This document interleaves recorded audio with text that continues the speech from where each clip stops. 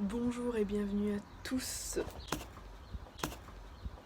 Bonjour à tous et bienvenue dans cette nouvelle vidéo. Aujourd'hui, je rentre dans le vif du sujet, dans ce pourquoi j'ai créé cette chaîne. Je vais vous expliquer l'origine de l'appellation la mer Égée. Je vais vous expliquer tout simplement pourquoi on appelle la mer Égée la mer Égée. Il me semble important de faire un petit point géographie. Donc je vais mettre sur cette main une carte parce que une image vaut mille mots. La mer Égée se situe juste ici. Merci Google. Parenthèse géographique étant faite, je me lance dans le vif du sujet. Égée, c'est qui? Égée, c'est le roi d'Athènes. Égée va avoir un fils, Thésée, avec Étra qui est la fille de Pitthée de Trézène. Thésée va naître et va être élevé à Trézène avec sa maman. Une fois devenu adulte, il apprend qui est son père, Égée, et il va donc partir à sa rencontre. Arrivé à Athènes, il n'est pas très bien reçu, disons. Médée, qui est la femme actuelle d'Égée, va tenter de l'empoisonner parce qu'elle l'avait reconnu.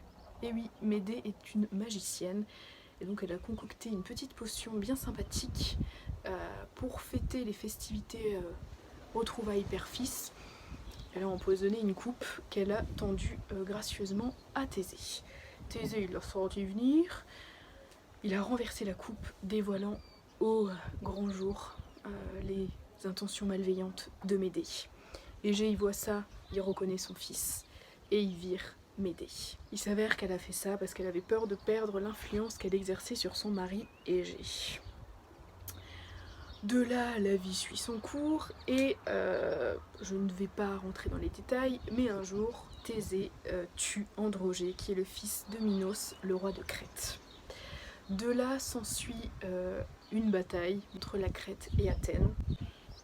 Sort de cette bataille victorieuse la Crète. Pour avoir perdu la guerre, Minos demande à Égée de lui verser tous les 1 an ou tous les 9 ans selon les traditions un tribut de 7 jeunes hommes et de 7 jeunes femmes, ce qui fait 14 personnes en tout.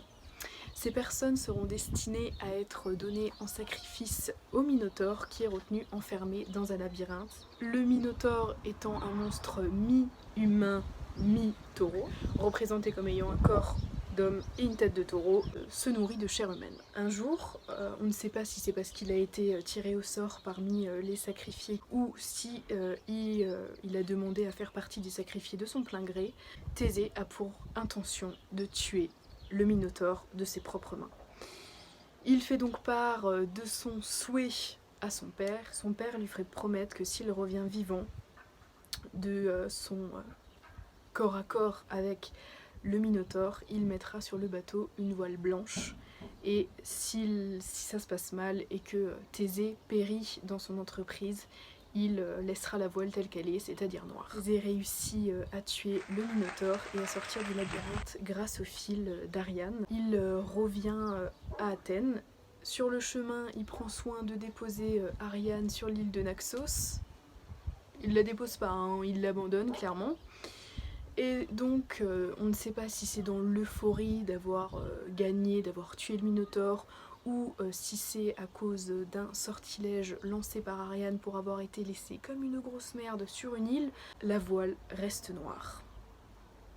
Égée, il est comme ça sur le littoral, il guette la venue du bateau, et là il voit quoi? Il voit la voile noire. Il croit que son fils a péri face au Minotaure. Complètement désespéré, il se jette du haut d'un rocher dans la mer qui aujourd'hui porte son nom. Voilà, c'est terminé.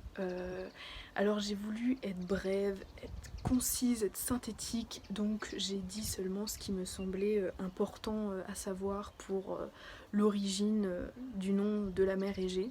J'espère que ça vous aura intéressé autant que moi. Moi j'adore la mythologie et j'adore toutes les expressions qui sont tirées de la mythologie gréco-latine en particulier. Voilà, c'est pour ça que je voulais faire une chaîne où j'expliquais un peu l'origine d'expressions, l'origine de noms tels que la mer Égée. Voilà, je pense que je vais vous laisser sur ça. Et je vous dis à très bientôt dans une prochaine vidéo. Je voulais m'excuser pour cette coupe qui vraiment ne respecte rien, ni personne.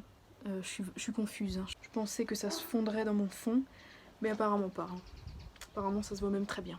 Et à très bientôt pour une prochaine vidéo. Bye.